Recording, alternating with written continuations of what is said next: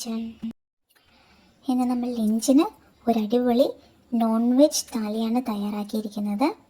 ഇതിൽ ഇൻക്ലൂഡ് ചെയ്തിരിക്കുന്നത് ചെമ്മീൻ തീയൽ, ഹൈദരാബാദി ചിക്കൻ കറി, chicken roast, fish fry, തേങ്ങ അരച്ച് വെച്ച ഫിഷ് കറി, പിന്നെ കുറച്ച് ചോറും.